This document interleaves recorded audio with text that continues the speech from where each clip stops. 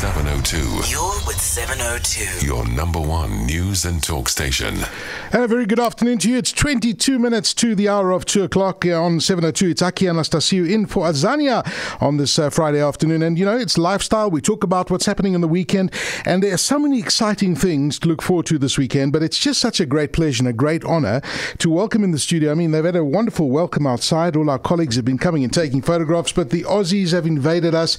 A warm welcome to Gary Mehigan, George Colombaris and Matt Preston, MasterChef Australia. Gentlemen, welcome to South Africa. Thank you. Very nice welcome it's been. Yeah, it's lovely. Everybody's been so friendly, and we are genuinely surprised. So am I, because thrilled. we're not normally so surprised. We're not normally so nice to Australians, you know. Wow. Yeah, well, I think you've forgiven us for how bad we are at rugby. So that's it. We've had a particularly bad time. Well, we don't mention the cricket. And we don't mention the cricket. Although George has got a little bit of sandpaper. He's going to be sandpainting some feta live on stage. Yeah, what did we know about Fest. cricket anyway? You know? Yeah, exactly. So listen, you guys arrived literally this morning. Yeah. What are you here for? Appitite Fest, which we're super Times excited Square. about. Times Square. So apparently Times Square is very new, and a lot of people actually haven't been out there themselves. So what a great excuse to eat something delicious. Come and see the three of us do fun things on stage with food. Yeah, and so it's a massive indoor-outdoor food festival. So some of the best chefs in South Africa. So Jay Something and Seba, who's obviously one of our big heroes, and then the three of us kind of mucking around on stage and cooking out some stuff. Yeah. So we've got masterclasses that are kind of small and intimate. Okay. And I think Matt and I still have some tickets available for that, don't we? And it's really exclusive. Only 70 people get a little taster of what we do. Nice. George apparently sold out. Yeah, is that because he's more popular than us? Well, he's the star of the show. Stop it. We always You know what I want to talk about? I don't know if you know, but Matt and I are Chiefs supporters. Really? So yeah, we just want to know how they're going at the moment. I'm an Orlando Pirates supporter, so I'll just say I've changed allegiance to the Sundowns because, quite frankly, the events in Pretoria, you've got to be a Sundowns fan, Exactly. and Sundowns are going to they're going to do well. The question is, how did you seamlessly go from food? I just saw Chiefs on the screen there. Because the whole thing about Appetite Fest is what I love about Appetite Fest. It's this wonderful idea that's the same thing as Australia, that you can come and you can watch all this food and eat this great street food. But outside on the giant Goliath screen, there will be, at 5 o'clock, of course, the box playing the Pumas. So you can get the best of both worlds, food and sport, which is, when you're like us and we're from Australia or from Melbourne, it is the thing that unites, I think, South Africans and Australians, is if you can eat and also watch sport, it's heaven. Lifestyle. It's amazing. And if we start losing, look out for the three guys laughing in the corner. Those are the guys laughing at the Springboks losing, right? But I think against the Pumas, that is highly unlikely. You never know. But it's actually my favourite part of at the moment, culinary-wise. Times Square. My mate's got a restaurant there, Forti's Grill. You've got to go check it out at some point. But he's in Italy at the moment. But they've got such amazing restaurants there. So it's just a lovely venue to do what you're doing. We just had a great lunch at David Higgs' place. Yeah. Oh, yes. David is, I think, one of the legends of this country in terms of great food but we've all been coming here for a while, I think. Yes, and I think we saw a big explosion maybe done in Cape Town about 5 years ago in terms of what's happened. And I think Johannesburg is now in this wonderful situation whereby, I think when we came maybe 5 years ago, we would have gone to 600. It was in a fancy hotel. Yeah. It was very exclusive. But now you've got Marble Bar, you've got Saint. I went to a great little place called Faro last night. It was absolutely delicious and, not too expensive, buzzing. Yeah. And, I think that's the great thing now in Josie. You can find really good places to eat that aren't expensive and that deliver, food should be it should be a pleasure but not an expensive pleasure. And you guys have made it such an accessible part of our lives with MasterChef Australia. What is it about MasterChef Australia that has been so successful and stands out amongst all the other MasterChef series? I mean, you guys are going into your 11th season next, aren't you? Because it's not typical reality. I think everybody goes, you're on a reality cooking show, and then when they watch it, they go, it's not typical reality. It's not typical television. We're the three probably least unlikely people to end up on telly. Look at us. Yeah. Look at the size of Mr. Preston there, and, and the two midgets that flank him. So we must have something interesting to say. But I think it's more about the fact that the contestants are always the heroes, and they're charming and wonderful to each other. You all fall in love with them when you watch it, and everybody's got their own champion. So they watch it and they go, go such and such. Go Diana last year. Go Matt Sinclair. Go whoever it is, Ben this year. So it's a lovely snapshot of our foodie society. But I think also relevance that is relevant elsewhere. I mean, you're from a Greek background. Yes. You know, you got people multicultural. It's this idea of a multicultural Australia, and you see this amazing range of different cultures with different food beliefs, but united by one idea, and which is again another thing that resonates: sport and food resonating. But the importance of the family table. It doesn't matter what your background here 100%. is. South Africa, that family table is crucial. And I've, you know, whenever I go, and I was having my shoes shined today, and we had a long conversation about what did your mother cook for you? You know, when you were a kid growing up, you know, and you know, and he talked about what the best thing his mother cooked, which is a great conversation. Now, you can have that conversation with anyone, no matter whether you're in a township or whether you're in, you know, some fancy wine bar in Santon. I mean, I think that's what's exciting about food. It is generally unites people. But you know, it's extraordinary. Australia has this multiple diversity of culture. You know, when I went there a few years ago, I visited Perth, I visited Brisbane, I went to Melbourne, and I went to Sydney and Adelaide. And it struck me when I was walking down through Melbourne, down Lygon Street, the amount of restaurants and diversity. And George, I mean, there's this whole entire Greek street where you actually feel like you're in Greece. So they've got all these restaurants all over the place. So the cultural diversity of food is extraordinary. Yeah, I mean, it is. And I mean, I think that's the success of MasterChef Australia. It's not own. Yes, we're very patriotic. It's Australian, but it's MasterChef World in many ways, you know, and it's there. You know, people invest time to sit down and watch this show. And that time is for people there's one important thing from our point of view is to make them happy. So because you sit there and go, hey, you know what? It's enriching my life. It's made me happy. And I can go away chatting about it to my friends, cooking a recipe on the weekend, or just, you know, chanting for their favourite contestant. Are you guys seeing food evolve? I mean, it's 11 seasons on. In the last 10 years. Yeah, it must be extraordinary to see where it's going. I mean, you know, what's the herb of the year so far? Gee, I mean, if we were great predictors of the trends, we'd just shut up right now and go make some money out of it. I think in Australian MasterChef, the big herb you saw this year was curry leaf. It was massive this year. I think we saw a lot of indigenous herbs. We've got an amazing range of indigenous herbs, just like you have here in South Africa. Wonderful indigenous herbs that don't really get a say outside, and that's, for me, what's so exciting is being able to come here and have truly unique things. Whether it's the game meats you have here, whether it's some of, you know, the truffles from the Kalahari. You know, you've got this amazing opportunity to pull up unbelievable ingredients, and that's what we get excited about. We come here, and you know, so Chef Tian, who's, you know, well-known Afrikaans chef, he last time I was here, he bought me these truffles. And try these. These are local truffles. They're like a little bit like an Jerusalem artichoke, but that's so exciting for us, and that wonderful idea that food is, although it's universal, we talk about that, it's totally unique for every region. We're starting to become proud of what we have right here, right now, rather than just knocking off, you know, endless saltimbocca Italian dishes or French, which is that kind of culinary colonialism that went everywhere. You know, you express who you are and where you are. That's exciting. Well, I think the funny thing in Australia, I was thinking about it the other day, and the fact that probably 10 years ago people were really burrowing down into their heritage, like you, George. You know, you were focusing in on your Greek heritage and bringing back dishes and reinventing them and bringing some modernity to them and bringing them up to date for another generation.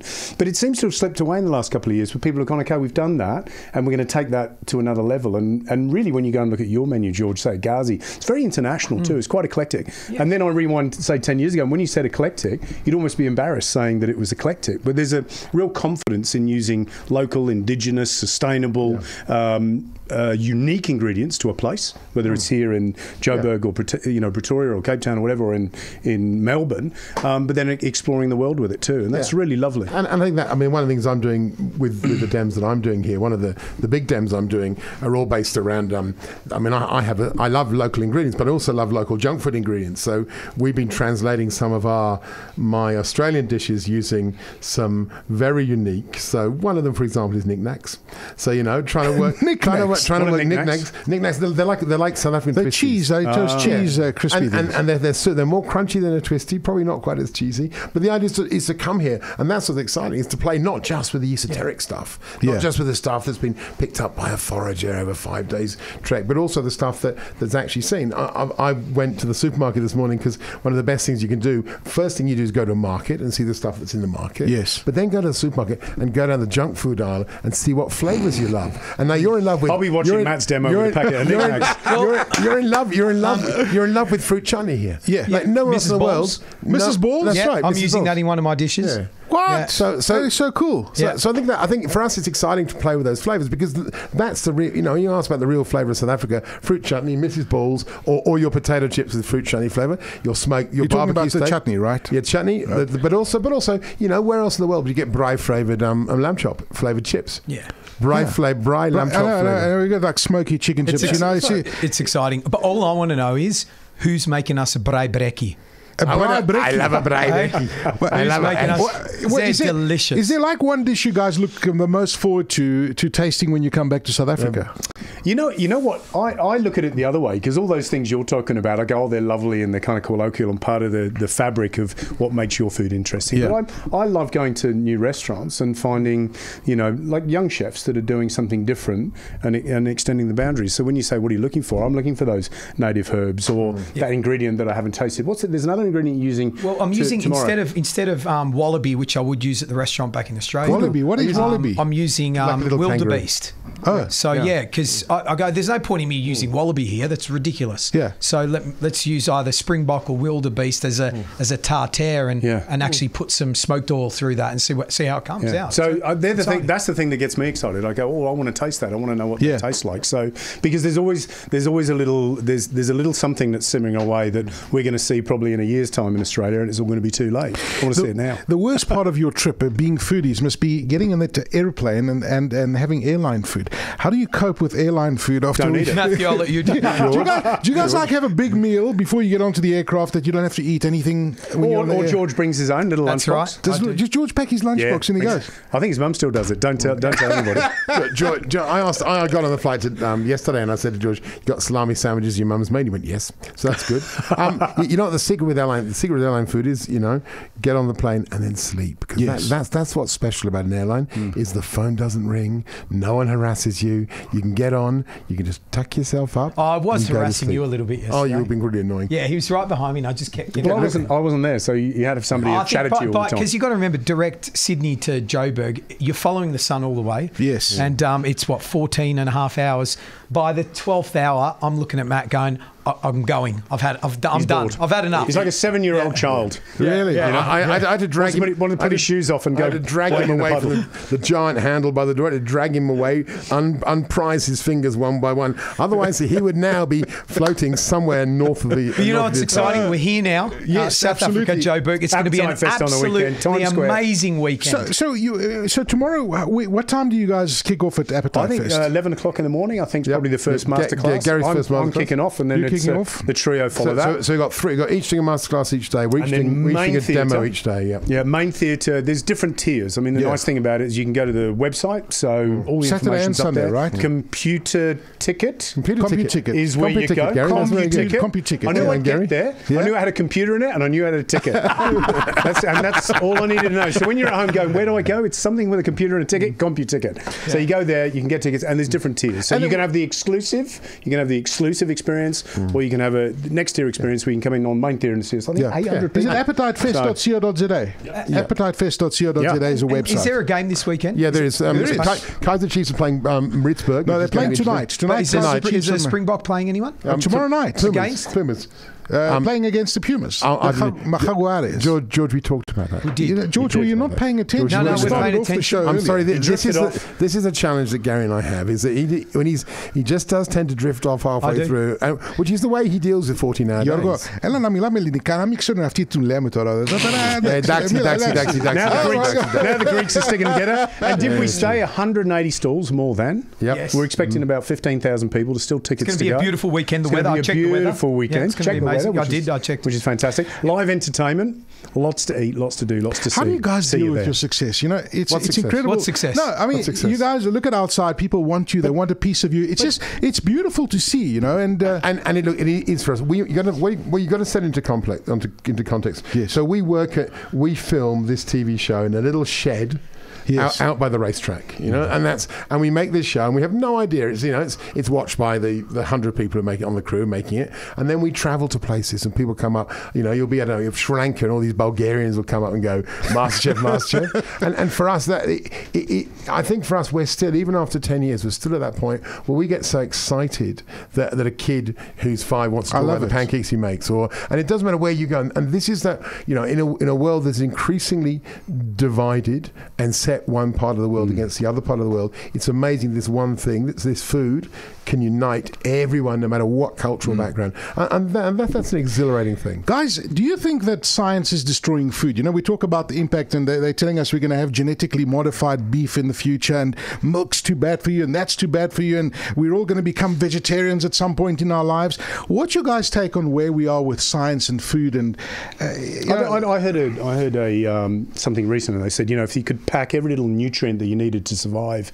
in a day into a little pill, would you take it? And unanimously, people would not do it, because the social aspects of food, the community aspects of food, the sharing of food, the very fact that it's absolutely critical and crucial to our sanity and our well-being, it will always persevere, and I believe that. And I'd like to ask George's question. So George, obviously, you know, he's got lots of restaurants in Australia. Yes. They're divided into two types. Some you might ring up and order takeaway from, and some that you can actually go and or you can go and eat in. George, what would you rather do? Would you rather people order a takeaway, or would you rather they came in and had the experience of actually sitting, interacting with the staff, enjoying the feed? 100% coming so much better because it's that. I mean, you know, we talk about, you know, some of the best dishes, you know, at home. My grandmother, really, it's not about that dish. It's about experience. That. Exactly. It's the smell in the air. It's the table. You know, I can still remember my grandmother's tablecloths. But it's extraordinary in this country how food deliveries are destroying that experience. You know, you got Uber Eats, which is convenient and it's got its place. But everyone's doing the thing. But it's expensive. Yeah. It poses a major problem to small local eateries. So your favourite local place now has to compete with the big chains, and so that has its own direct problems. I would much rather, you know, and it's like if George and I go for a burger, George, where do we go for a burger? We go Andrews. We go the little Andrews, which is run by the same family for 30 years. He's still flipping burgers. You know, I'd rather go somewhere that's. I'm not a big fan of corporatization of food. Yeah. I'd much rather go and have an experience. You know, go to a Greek restaurant. Would you rather go to a massive chain, or would you rather go somewhere someone's got his soul on the line like George has? So Gary and I, my colleague upstairs, we like burger mad. You know, we try every burger place that's come out. What makes a great burger? No non-sweet buns. It can't be sloppy. We don't like sloppy burgers. The integrity of the burger is crucial. If it falls apart when you're eating it, a little bit of white cabbage in the lettuce. Yeah, white cabbage in the lettuce. Yeah, no crunch. way. No, I tell you Man. what, like 10%, because it makes your iceberg taste super crunchy. So you don't notice the cabbages there. The other key is the bun. The bun and the patty should always be the same size. If your patty is too small and you bite into it, the patty pops out the front. You just get a mouthful. Terrible. You get a mouthful of bread. And the other thing is, and speaking as a lover of barbecue, the secret of a great burger: 80% brisket, 20% Kaiserfleisch, smoked bacon. That combination. Oh wow! Nothing else. No salt, no egg, no binders. Just those two things, ground fresh, formed into patties on the braai. Thank you very much indeed. That's what I wanted to ask you. People put breadcrumbs and they put all that crap inside. So why do you do that you to a guys burger? are the king of the barbecue here. You could do some ripper barbecues. But people do that to the barbecue burgers, you know. Gentlemen, I could be talking to you for hours and hours and hours, but I want to just talk again about you know, this amazing festival you're at the Sun Arena this weekend, Mendon, Maine. This is the Appitite Fest. Just recap for us, because you got some more dates for us. So who's on first tomorrow? Me. Okay. 11 o'clock and tomorrow. You got some availability? I've still got some tickets available. Okay. Matt's still got tickets available. I think George is sold out Saturday, but still tickets available Sunday. And then we're on the main theatre in the afternoon. It's a big Greek community here. Yeah. Lots of space coming down. I got all my cousins. They came over. And then in the main theatre, I'm up first, and then Gary, and then George. But the other thing is, come down, because we're also doing signings. So even if you can't get tickets, and I'm, you know, we know that these things are going to sell out. You come down, because we'll be doing signings. We'll be wandering around, get a photograph, come and have a chat, talk about your favourite MasterChef contestants, talk about what you love to cook. You know, come and share that whole food thing, because really what Appitite Fest is about 10,000 people who all love food, and that includes the three of us having an amazing day together, and that's what we're doing Saturday and Sunday. Sneak preview into season 11. We don't know yet. We've got no idea. You've got no idea. What we hope Have you got for? some idea what you're going to be doing? Yeah, well, we hope for more. I think definitely more of the same. I want, Gary and I are getting leg extensions. It's like the legs 11. Stilts. You know? Stilts and boys. Is that a dad joke? It is a dad joke. You know what's happened to George? I think he's just about to turn 40 this year. So all of the jokes that he used to get away with because he was a young man, now we just turn around and go, oh, that's so not funny. Is he one of those guys that just like repeats all his jokes? No, he thinks his jokes are very funny, which is, look, we laugh. Like every dad. My father's the same to thing. encourage him. Yeah, and he laughs at his own jokes all the time, right? Well, look at George. He stepped away from the microphone. He's gone. That's been the highlight of his day, that joke. George, just give us a joke. Tell us a joke. Come on, sing it. Give us a good joke. Come on, George. No. Let's cut that. Let's not go down joke telling. You want to maintain your broadcast license. Is it that bad? And your audience. No, I'm more thinking your broadcast license. Yeah. You got a 7-second delay. Look, I think the big thing about season 10. I think the big thing about season 10 for us was that, and Gary and I did a big interview about this at the end of 9, saying we thought it had got too crazy, too many dusts and foams, and Gary's a big believer in, if you're going to make a lemon tart, don't bring us a deconstructed lemon tart. We got that with the cooks we got this year, and when you see them on South African TV this year, you're going to see these amazing cooks that cook with their hands, much more reminiscent of your auntie or your mum. Don't give them stupid challenges like we end up with a stupid challenge, but avoid when new and young. Give them to make something sensible that resonates at home. Get them to make a really good stew or a simple sponge cake. Don't get them to do a floating ice cream or an exploding. Take over a couple of cafes we can identify with, and then you can, and then it's people love it. And look, I say to every year the food team get out on the road about now. That's right. The auditions have been open in Australia, and they're looking for the next MasterChef, and that'll be 2019. And I say I want as much diversity and interest and home cooking and fabulous people that that we had this year. Gary Mehigan, more of the same. George Colombaris, Matt Preston, MasterChef Australia. Gentlemen, an absolute pleasure having you in the studio. Thank you for coming through. Catch them this weekend at the Appitite Fest at the Times Square Sun Arena. There's still place. You got to be there. If you love food, you got to come check the guys out. Get part of their classes. It's 1 minute to 2 o'clock.